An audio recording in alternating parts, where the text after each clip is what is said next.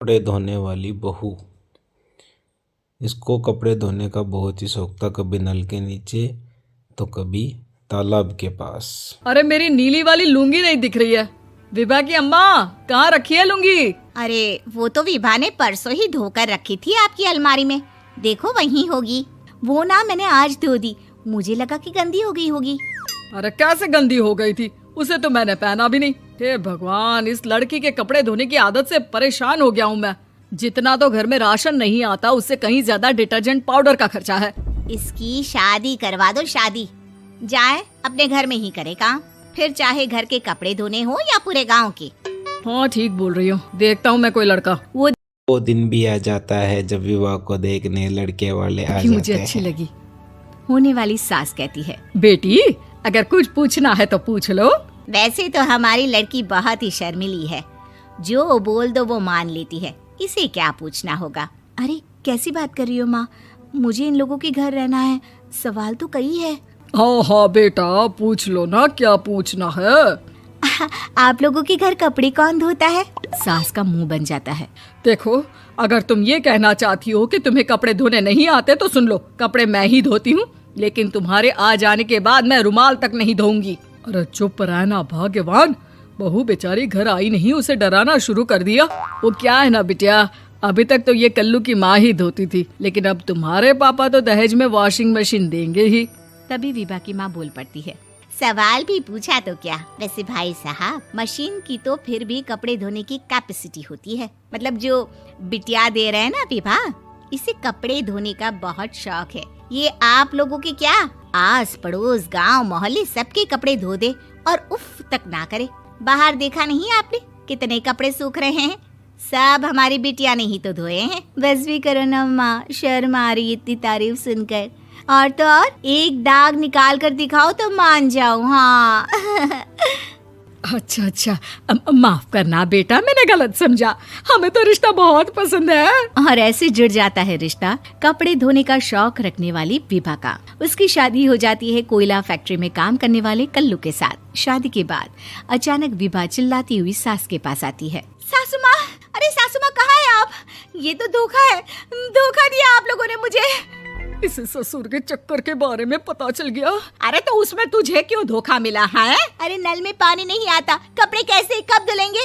अच्छा अच्छा, तू पानी नहीं आ रहा उसकी बात कर रही है? तो आपने क्या सोचा? कुछ नहीं। अच्छा हाँ, तेरी माँ ने कहा था कि कपड़े धोने का शौक है तुझे, याद आया मुझे।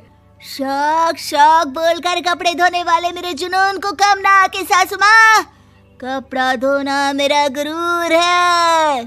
तभी पति भी वहाँ आ जाता है। अभी अभी मैंने इसे सनी देओल की फिल्म दिखाई है, उसी के डायलॉग मार रही है माँ। अच्छा सुन, साफ साफ बता रही हूँ, पानी सुबह 4 से 6 और शाम को 10 से 12 आता है, समझी? विभा टाइमिंग सुनकर हैरान हो जाती है। ये क्या भूतों का मोहल्ला है? सुबह 4 बजे उठकर कौन कपड़े धोता है? 4 बजे टंकी में पानी जाता है, फिर सारा दिन धोना ना, किसने मना किया? अरे कैसी बात कर रही हैं? 200 लीटर की टंकी में कितने कपड़े धो लूंगी मैं? सुबह ही उठ जाऊंगी मैं। अब क्या था, विभा सुबह 4 से लेकर रात के 12 बजे तक कपड़े ही धोती रहती। एक रोज सास पड़ोस से निकलकर कहीं जा रही होती है कि साथ वाली कहती है, हाँ कल्लू की माँ, जरा ये बताओ कि 2 साड़ी है, 2 ब्लाउज और एक पेटीकोट और एक नाड़े वाला लंबा कच्छा। हाँ तो?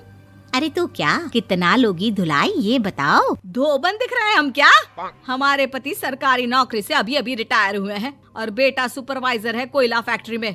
धोबन समझ रखा है हमें? हाय रे कल्लू की अम्मा, माफ कर दो, वो तो मोहल्ले में यही सब बता रहे थे कि तुमने बहू को कपड़ा धुलवाने के काम में लगा दिया है। सास को पड़ोसन की बात सुनकर गुस्सा आ जाता है। वो घर पहुंचती है जहां घर के बाहर ही इतने सारे कपड़े सूख रहे होते हैं जितने कि किसी धोबन के घर पर। अरे ओ कल्लू की दुल्हन, बाहर निकल। माँ जी यहीं आ जाओ, बाथरूम में चादर धो रहे हैं हम। अरे अभी हम धोते हैं, तुमको बाहर निकलो। ये आस पड़ोस वाले बोल रहे हैं कि हम बहू से कपड़े धुलवा धुलवा कर उसे कपड़ा धोने वाली बना दिए हैं। अरे छोड़ो ना माँ जी, किन लोगों की बातों में आती हो? आस पास के लोगों का तो काम ही होता है कि वो किसी तरह सास बहू को लड़ा दे। बहू सारे घर के कपड़े धोती है, ये क्या कम है? बोलिए। सास को भी लग जाता है कि वो बहू का ये सनकीपन नहीं छुड़वा सकती, इससे अच्छा है कि खुद ही चुप हो जाए। एक रोज सास और बहू मंदिर जाते हैं, जहाँ सास की साड़ी वहाँ खड़ी भीख मांगने वाली से मिलती है। माँ जी क्या बात है, आपकी साड़ी उस भिखारन से कितनी मिल रही है ना? हाँ हाँ, देखो तो दोनों की साड़ी मिल रही है। क्या बात है कल्लू की अम्मा, तुम खुद को तो अफसर की बीवी बताती हो और ऐसी सिंपल सी प्लेन साड़ी पहनकर घूमती हो। सिंपल और प्लेन नहीं है ये साड़ी। तो क्या सोने के धागे से फूल बने हैं? कुछ भी सासू माँ, कुछ भी। हाँ, बने थे इस साड़ी में सोने के धागे से फूल। मेरे पति लेकर आए थे मद्रास से स्पेशली मेरे लिए 10,000 की। ताहे भाई साहब इस भिखारन के लिए भी सेम टू सेम साड़ी लेकर आए होंगे 10,000 की।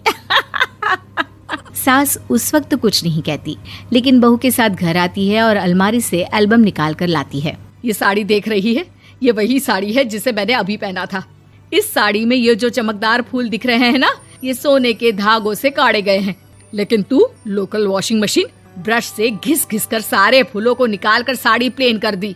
मुझे माफ कर दीजिए सासू माँ। और तो और, जब मैंने तुझे तेरी गलती के लिए कुछ नहीं कहा, लेकिन तूने तो सबके सामने मेरा मजाक ही बना दिया। क्यों? बहू बहू को समझ में आ जाता है कि अब से उसके कपड़े धोना बंद।